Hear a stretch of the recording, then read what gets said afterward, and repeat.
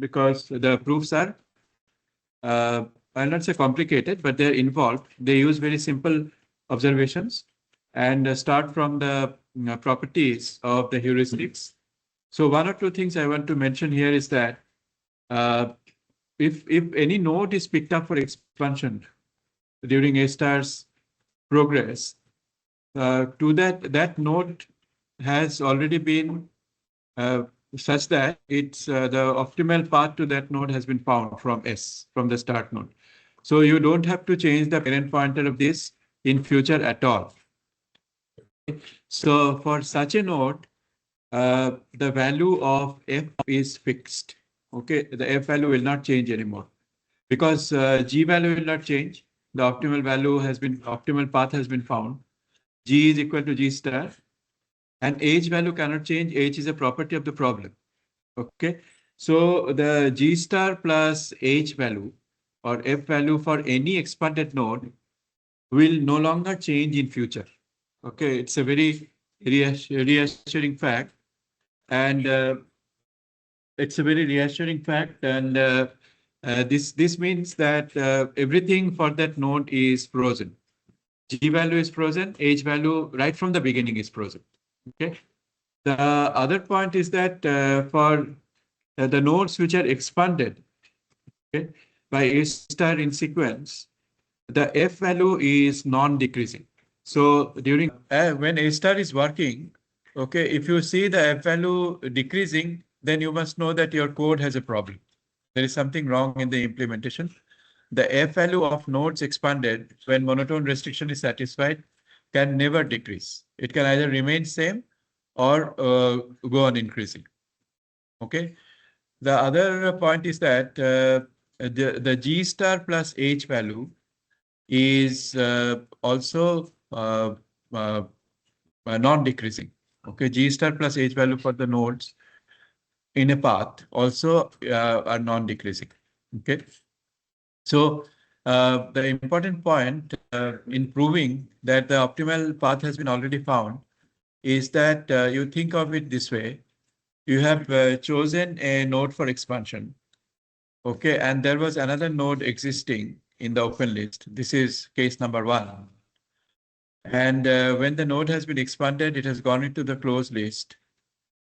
Next time a node gets expanded, and the parent pointer changes to the expanded node. Prove that it is impossible if monotone restriction is satisfied.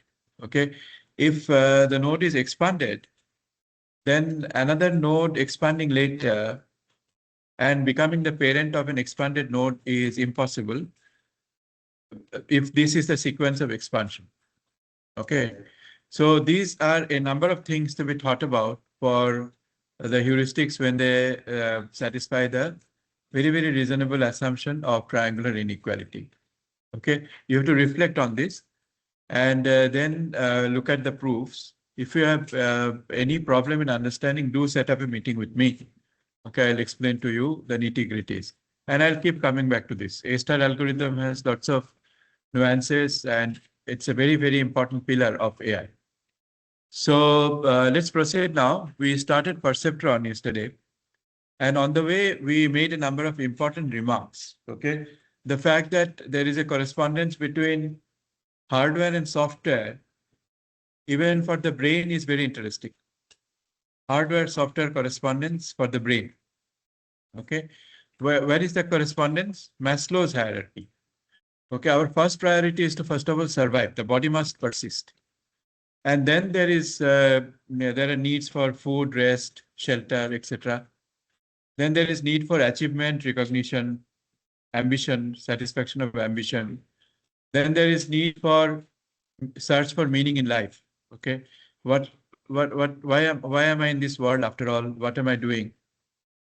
Can I contribute to humanity? Those are deep questions and very important questions. Not many are in a privileged position to ask these questions even. Okay, because other things preoccupy us so much. Where is the time to think about others? Okay, so at the Maslow's hierarchy, you see it's a pyramid. There are only a few at the top, where there is self-actualization, contribution to humanity, and so on. Maybe somewhat below that is another part of the pyramid, little more people who are getting Nobel Prize, Turing Award, okay, and various kinds of fellowships and so on. Again, few people. Okay, but at the bottom of the pyramid, the whole world of survival and food, rest, shelter, etc. Okay, of course, if the bottom of the pyramid shakes, everything else shakes. Okay. Also, you have to remember that the presence of presence and absence have a dichotomous relationship, opposite relationship in Maslow's hierarchy. Think about that. Okay. So those are important points.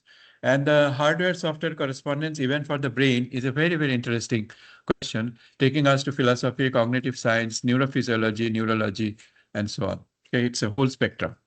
Let's come to some engineering points now and coding.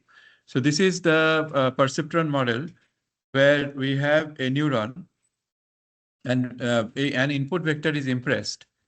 There is a weight vector for the neuron. What the computation happens in the following way.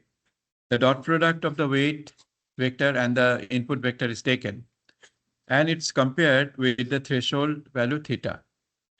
If the dot product is greater than or equal to theta, the neuron is said to fire. It's called firing. This is exactly what happens in the brain also. It is the whole thing, whole engineering device is inspired by brain. Now it fires and gives an output of 1. And whenever this dot product is less than theta, the output is 0. So it automatically means that the machine is able to place the vectors in 2 classes. Okay, the positive class and the negative class, or the 1 class and the 0 class, which has immense practical application all the time.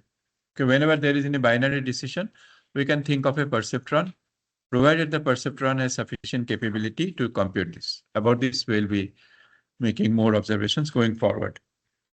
Now, a very important quantity is what is called this net value. This is sigma WIXI minus theta. Okay, theta is an inherent parameter of the perceptron, and W's are also inherent parameters of the perceptron. These are the parameters which are fixed, okay, which are learned from the data. Now, the importance of data, surprisingly, AI community took quite a long time to understand. Okay, especially the intellectuals. Now, observe a mechanic who repairs cycles in the cycle shop, or an electrician who fixes some problem in your house, or a carpenter, okay, who fixes something in the house again, or a mason. Okay, these people are so integral for the smooth operation of society. Do they understand maths, physics, chemistry? No. I mean, if you talk to the cycle repair man, how is the cycle moving forward? And try to explain to him that it is friction which is causing the cycle to move forward. He will look at you for 2-3 minutes and then say that "Mera bahut kaam hai sab." Okay, I'll have to repair many cycles. But they're much better than people who understand friction and physics and mechanics and Newton's laws, etc., in doing their job. How to do it?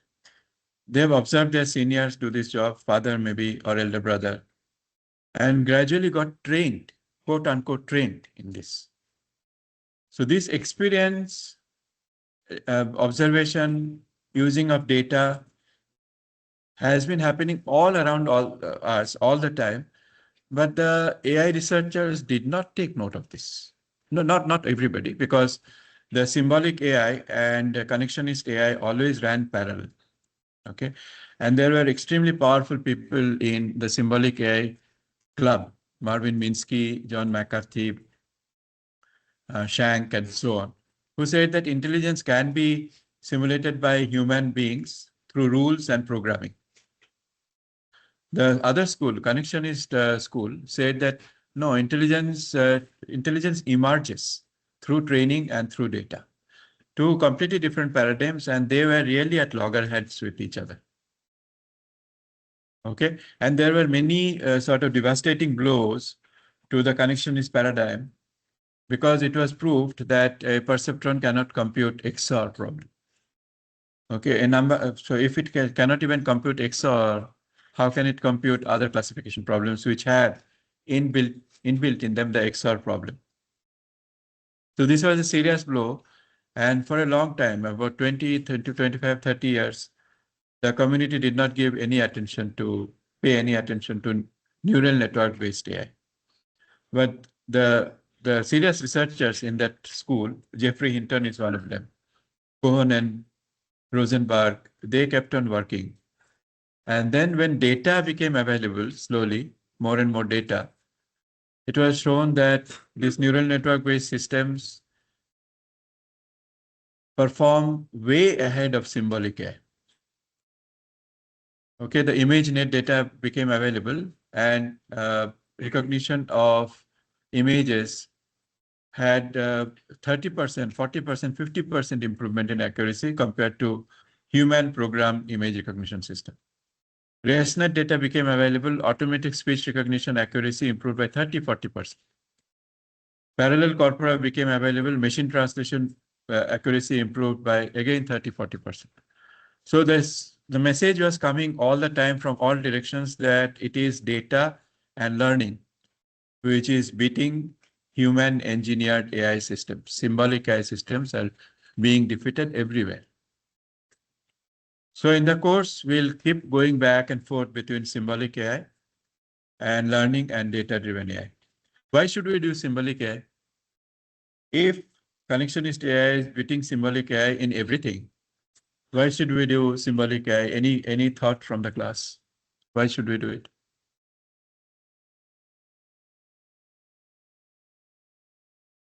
Why should we do A star? Why should we do logic?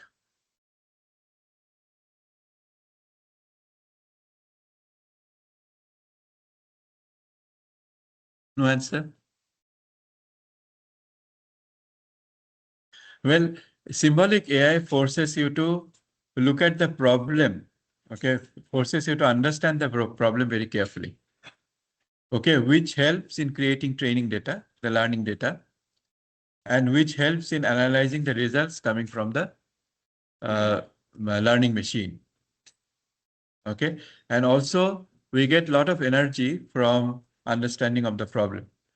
I mean, imagine yourself doing research in something which you don't understand at all. Simply feed data into a training machine and obtain the results. That is not interesting at all.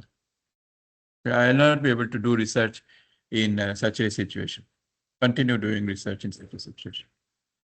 Okay, so for insight, symbolic AI needs to be done. For performance, connectionist AI. Okay, so yes, so AI community was not very sensitive to the importance of data, though all around us, data-driven operations are going on even by human beings. Okay, so now this Wixi minus theta is called net, which is a very important quantity, and Y is therefore a function of net. Now, let's see how to do computation or how to load functions. This is called loading functions on neural networks. Only one perceptron. So let's consider the AND function. For any computer, you have to first implement Boolean logic in it. Okay, you have done Boolean algebra, and this is very important for computation, as you know. So let's consider the AND function. If both inputs are 1, then only the output is 1, otherwise output is 0. This is the AND function. We ask, can a perceptron compute AND? Okay, what should be the values of the parameters of the perceptron so that it computes AND? W1, W2, and theta, what should be the values? So this comes from the computing law of perceptron. If both the inputs are 0, then the output should be 0. This means that W1 into 0 plus W2 into 0, that is the dot product. This must be less than or equal to theta. I think there is a bit of change here. The law is greater than or equal to theta makes the output 1, otherwise 0. So just adjust this equal to sign anyway will be eliminated after some time. So W1.0 plus W2.0 is less than or equal to theta. This means that theta is non-negative. Okay, so this is giving me one handle on the parameter theta. W1 into 0 plus W2 into 1 should be less than or equal to theta, because again the output has to be 0. This means W2 is less than or equal to theta. Similarly, W1 must be less than or equal to theta, but W1 plus W2 must be greater than theta. So if you find out values of the parameters which satisfy these inequalities, then we are done. And there can be infinite number of values for W1, W2, and theta satisfying these inequalities. Okay, so if W1 and W2 are 0.5, and if theta is slightly less than 1, okay, then and function is computed. Slightly less than 1? No. Slightly, yeah, slightly less than 1. Okay, so W1 and W2 equal to 0.5, theta equal to 0.9 will do the job. And there are infinite number of such values possible. Okay. So, W1 plus W2 being greater than theta, W2 less than theta, W1 less than theta, theta greater than 0. There are infinite number of values, and they define what is called a hyperplane. Okay, in the space of W1, W2, and theta, there are infinite number of points which satisfy this constraint, and they will define a hyperplane about which we will again have a lot of discussion. Okay, because perceptron computation is computation by setting up hyperplanes. Okay, so AND function can be computed. You can see that OR also can be computed. OR can be computed using the values of W1 and W2 equal to 1 and theta equal to 0.5. XOR cannot be computed. Okay, what is the reason? XOR has the property that when both values are equal, then output should be 0. Otherwise, output is 1. So W1.0 plus W2.0 must be less than or equal to theta because Y has to be 0. So this means that theta is greater than 0. I'll not say equal to anymore. Theta is greater than 0. W1 into 0 plus W2 into 1 should be greater than theta because the output has to be 1. Therefore, theta must be greater than W2. Similarly, W2 must be greater than theta, W1 must be greater than theta, but W1 plus W2 must be less than theta. So theta is positive, W1 plus W2 should be less than theta, but W1 and W2 are individually greater than theta. Not possible. Not possible. So these inequalities cannot be satisfied. So this means that XOR cannot be computed by a perceptron. So perceptron has limited computing power. Okay, so this was a very big blow to connectionist computing, neural network-based computing. And it went into oblivion for 20-25 years because of this big blow. Now, if the question is big deal, if XOR is not computed, why should I care? It turns out that many non-trivial classification problems like weather prediction, stock market prediction, visa application scrutiny, loan application scrutiny, they are inherently non-linearly separable problem. So we say XOR is non-linearly separable problem. Okay. Now, functions which can be computed by perceptrons are called threshold functions. Okay. Now, this is an interesting table. If n equal to 1, That means the perceptron has only one input. Then the number of functions, Boolean functions, which can be computed is 2 to the power 2 to the power 2 to the power 2, 2 to the power 2 to the power 1. Okay, which is 2 to the power 2, which is 4. So with a perceptron which is a single input, there are 4 Boolean functions, and all 4 can be computed. What are the 4 Boolean functions?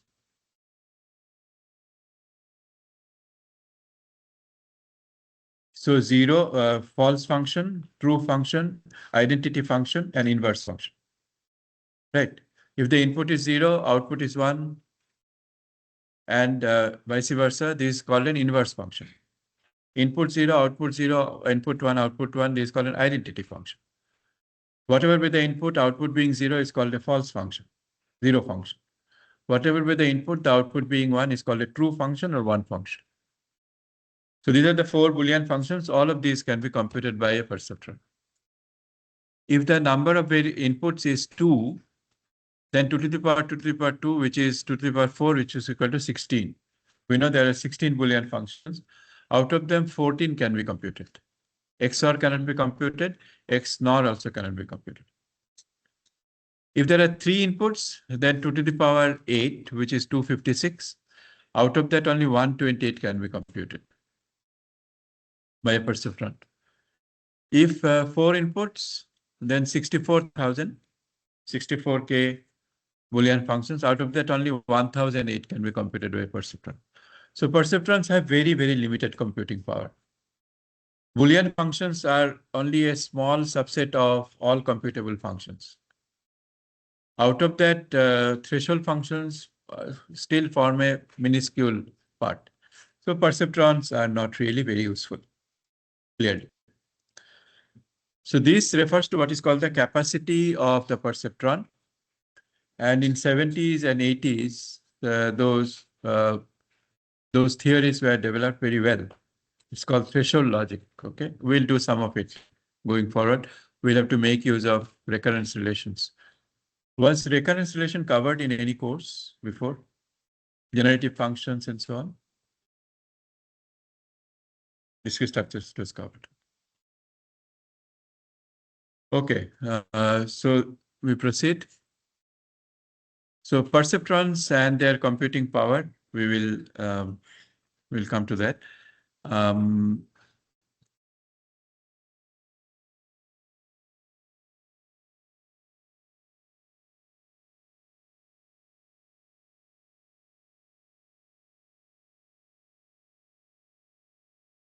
Now, setting up linear equalities and solving a problem is again rule driven. It is still in the paradigm of symbolic AI.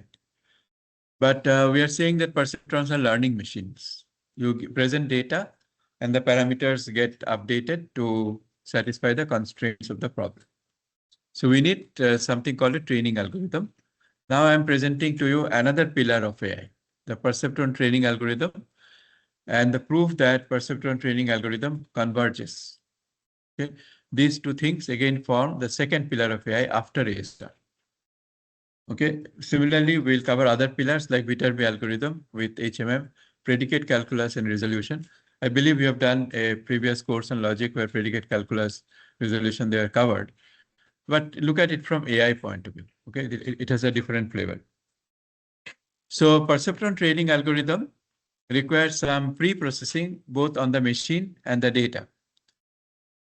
The computation law is modified to y equal to 1 if sigma wi xi is strictly greater than theta, and y is equal to 0 if sigma wi xi is strictly less than theta. Equal to is dropped. Okay, and how do you do it? You do it by introducing a modification on the threshold value. Okay, the intuition is the following. So perceptron computes by setting up a hyperplane. The 0 class vectors fall on one side of the hyperplane, 1 class vectors fall on the other side of the hyperplane. Equal to is a case where some of the points fall on the hyperplane. So what you do is that you shift the hyperplane by an epsilon amount, very small amount, and thereby get rid of equality. Okay? But you should convince yourself how this equality sign, equality test is removed. Okay, only greater than and equal and less than test have to be retained. Then the next pre-processing which is done is that the theta is absorbed as a weight. So there is no different treatment given to theta. It is absorbed as a weight. So you see, we compare sigma wi xi with theta. So how about comparing sigma wi xi minus theta with 0?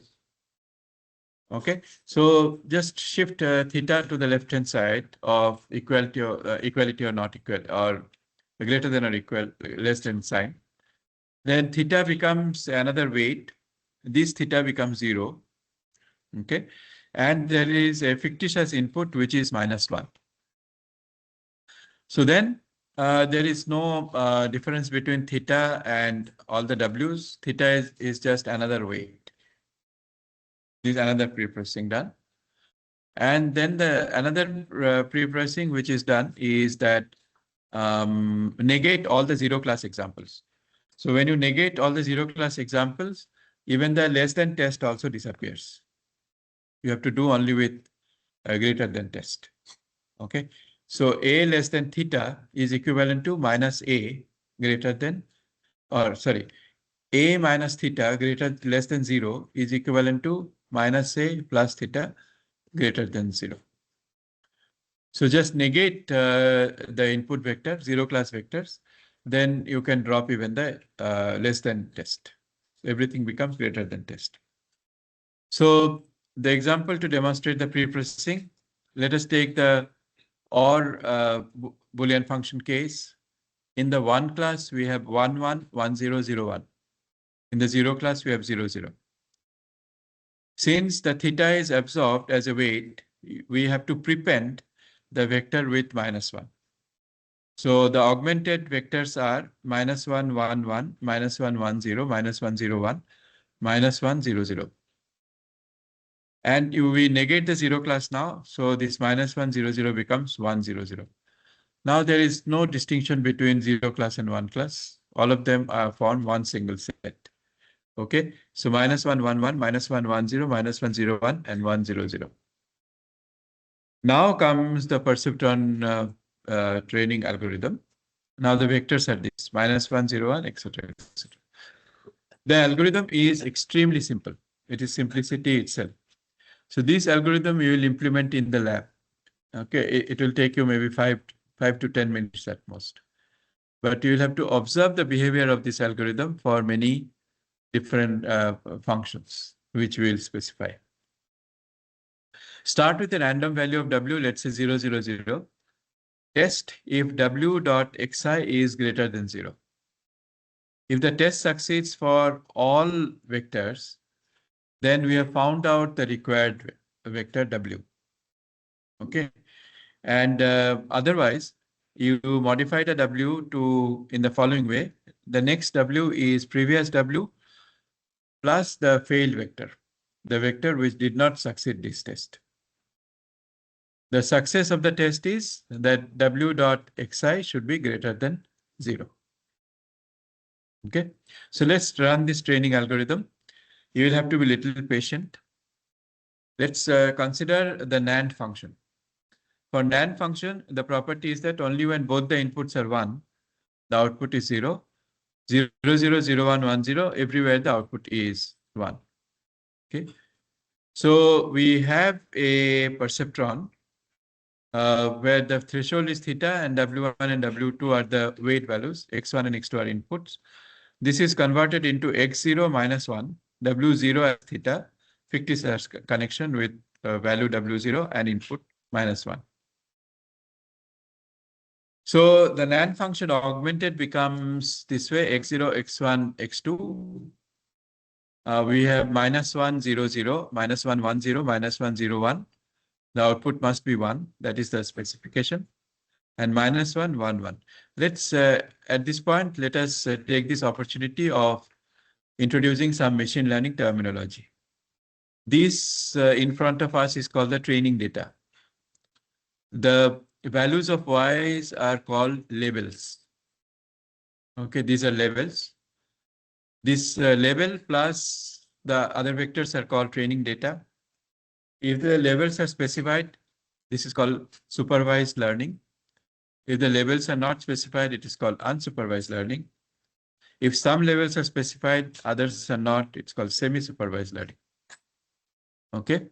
So we had in Perceptron Training Algorithm, we have a case of supervised learning. Labels are specified completely. Okay. So now, minus 1, 0, 0, minus 1, 1, 0, minus 1, 0, 1, minus 1, 1, 1.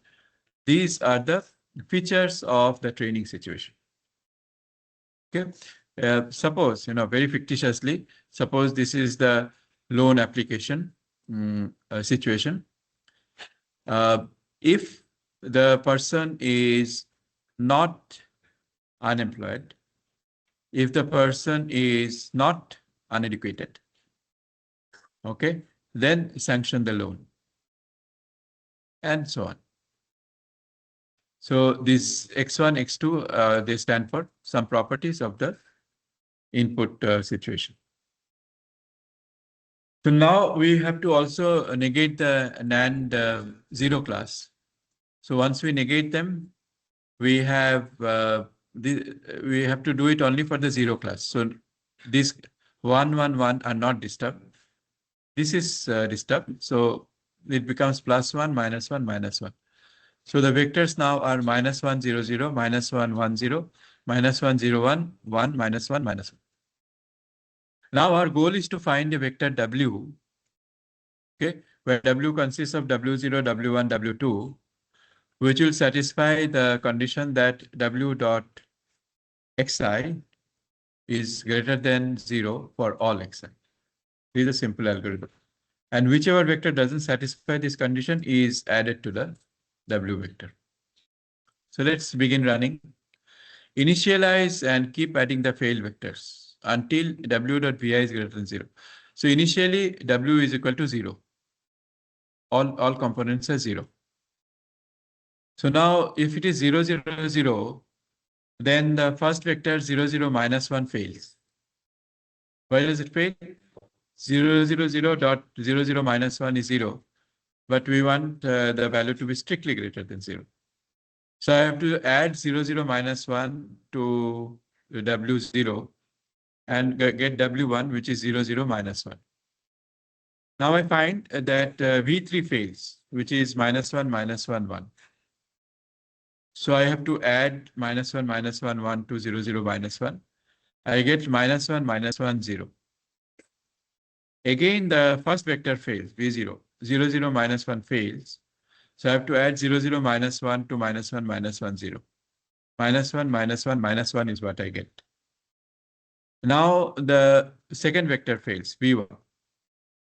So minus 1, minus 1, minus 1 into 0, 1, minus 1 doesn't satisfy greater than 0. You can check yourself. It doesn't satisfy. The dot product to be greater than 0. Because it becomes equal to 0. So I'll have to add this failed vector to the previous vector. I get minus 1, 0, minus 2. Then I find minus 1, minus 1, 1 fails. Add it, get minus 2, minus 1, minus 1. Okay. You will have to be a little patient with me because I'll have to go through each and every step. Just for you to internalize the algorithm. So once you get bored with this, you have internalized the algorithm. So now 0, 1, minus 1 fails. I add it to get minus 2, 0, minus 2. 1, 0, minus 1 fails. I add it. I get minus 1, 0, minus 3. We are already at the 7th step. Minus 1, minus 1, 1 fails. Add it. I get minus 2, minus 1, minus 2. Now 1, 0, minus 1 fails. I add it to the vector. I get minus 1, minus 1, minus 3. And now I'm beginning to wonder, will it at all stop? Right? Well, we are at the 10th step. -1, -1, 1 fails. Add it, get -2, -2, -2. 0, 1, -1 fails. Add it, I get -2, -1, -3. -1, -1, 1 fails. Add it, I get -3, -2, -2. 0, 1, -1 fails. Add it, I get -3, -1, -3. 0, 1, -1, 0, 1, -1 fails. I add it, get it, -2, -1, -4. 14th step. -1, -1, 1 fails. Add it, I get -3, -2, -3. Now 1, 0, -1 fails. I get -2, -2, -4. Now -1, -1, 1 fails. I get -3, -3, -3.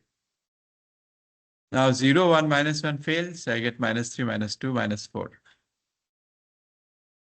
Now I get success at last. -3, -2, -4 is the required vector. This satisfies the condition of greater than 0 for every vector. Want to check? -3, -2, -4. Take dot product with 0, 1, -1. The result is -2 plus 4 greater than 0. All vectors will succeed. After how many steps? 18 steps. If the vectors are initialized such that the values were -4, -2, -3, no training required. The vectors are randomly initialized. Okay, so if by chance you succeed in getting a point which is close to the final vector, the final vectors are infinite in number. There are infinite number of solutions. Okay, then the number of steps would be much less. Okay, so this is Perceptron Training Algorithm. Now, any question on the algorithm? Oh yeah. 14th step has a mistake.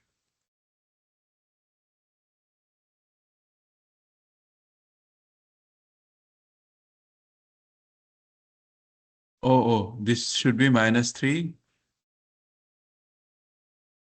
Oh, there's a mistake.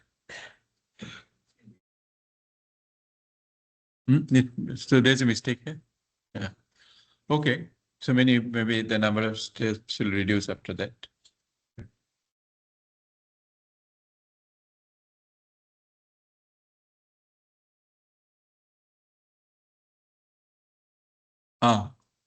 V2 is 1, 1, -1.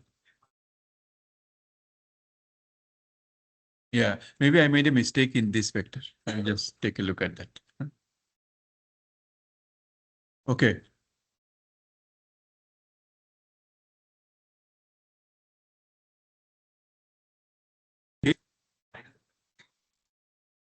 Minus of W0.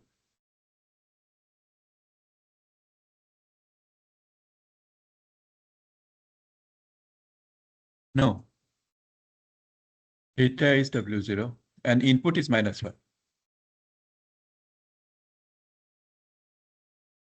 So nobody is asking the natural question. What is the guarantee that the algorithm will converge? No. I mean, we saw an example of convergence, but you know, the number of inputs can be much larger. You can have a vector with million components in it, thousands of components in it, which is typically the case for many AI problems, actual practical AI problems. Okay, so what is the guarantee for convergence? Okay, then the guarantee of convergence comes from one of the most beautiful proofs in AI, the perceptron convergence theorem. Whatever be the initial choice of weights and whatever be the vector chosen for testing, perceptron training algorithm converges if the vectors are from a linearly separable function. Okay, if the function is linearly separable, if it is computable by a threshold function, computable by perceptron, then the perceptron training algorithm will converge. Okay, so that is the statement of the theorem. So let's look at the proof of the convergence. There are two proofs. One proof is algebraic, which we are going to do in the class.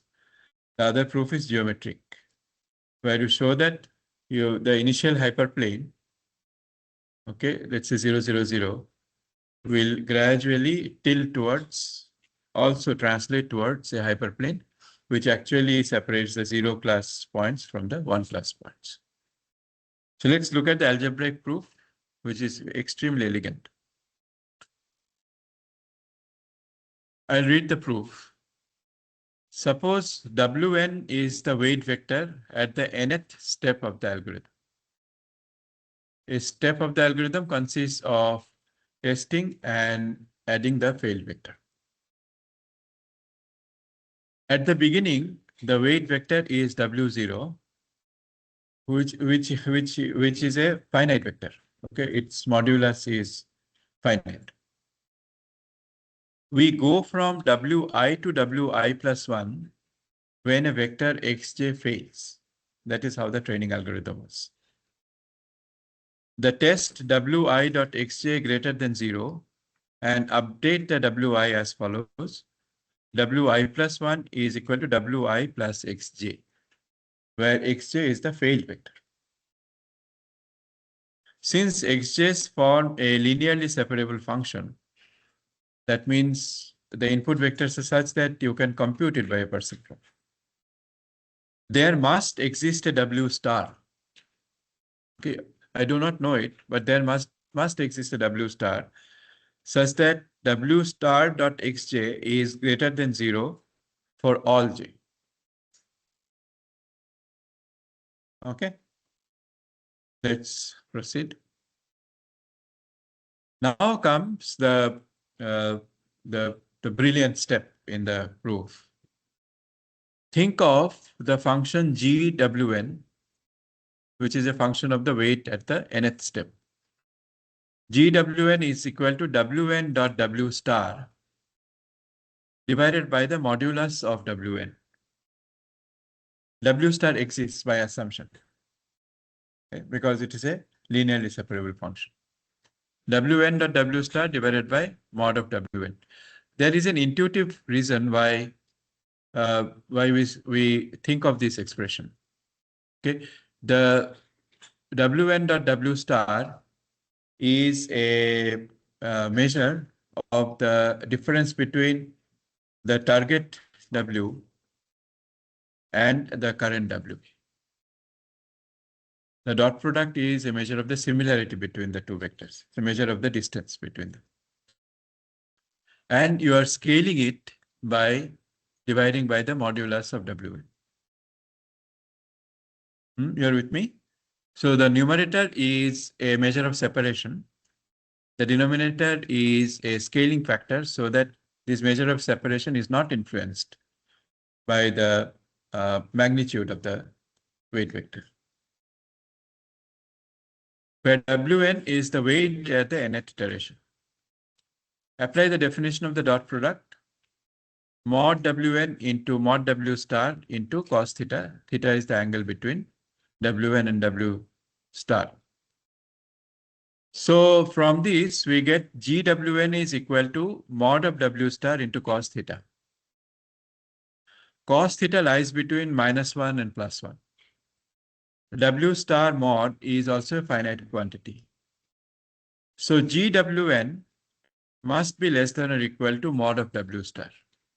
Gwn must be a finite quantity. It cannot be unbounded. Agreed? From the definition of Gwn. Now let us begin to examine the behavior of Wn as n increases. Let's consider the numerator Wn dot W star. How did we get Wn? We got Wn because Wn minus 1 failed for some vector x. Okay, please pay attention to the proof. It's It's very instructive, and any student of AI must understand this proof. So Wn minus 1 failed for xn minus 1 failed just for some vector out of this set. And we have added it there.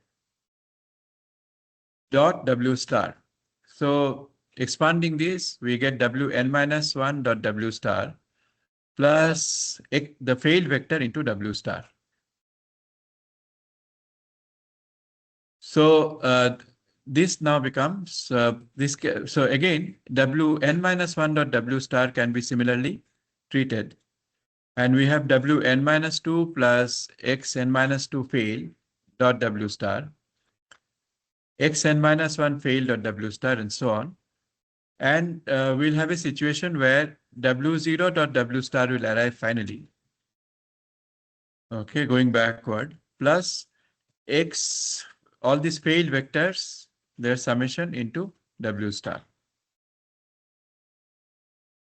Now, this W0 dot W star is a finite quantity, initialized vector, and the vector that will separate the positive class from negative class.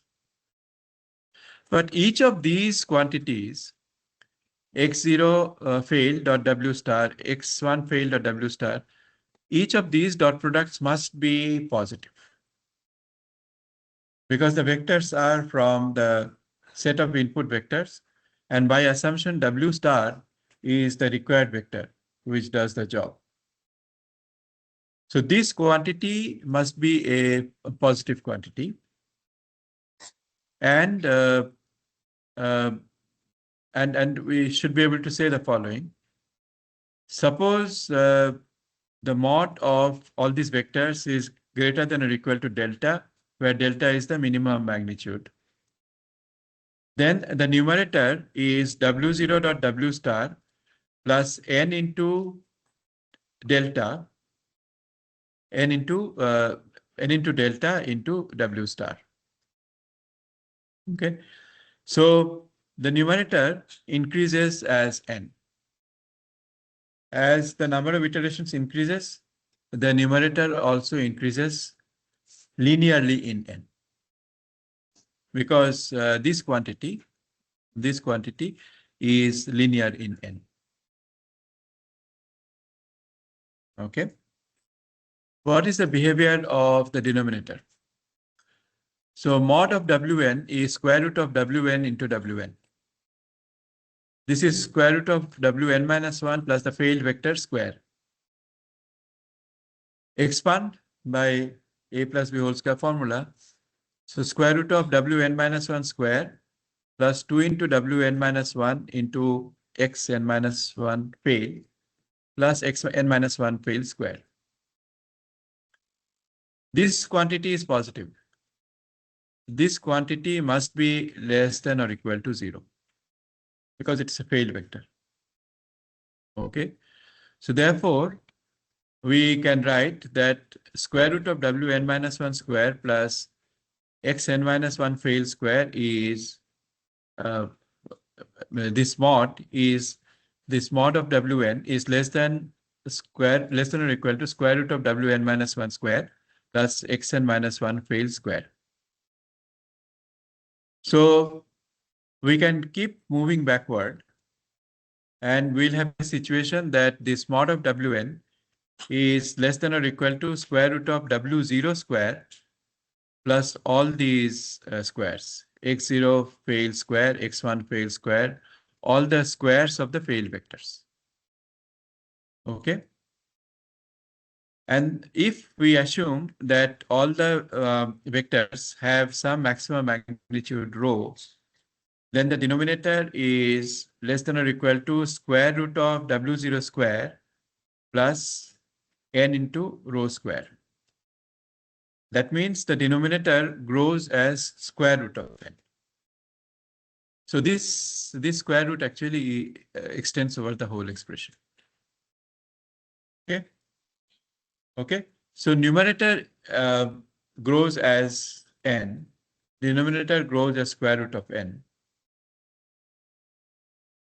What can we observe from this? the numerator grows faster than the denominator. So therefore, you are forced to say that if the perceptron training algorithm does not terminate, if the number of iterations becomes infinite, GWN also becomes infinite. Okay, but we already saw that GWN is upper bounded by W star. This is a contradiction. So what must be wrong? Our assumption must be wrong, that the algorithm doesn't terminate. Okay, so this shows that the perceptron training algorithm must converge if the vectors are from a linearly separable function. So if a perceptron can, if a perceptron can compute the function, the perceptron training algorithm has to converge. Okay, so let's stop here.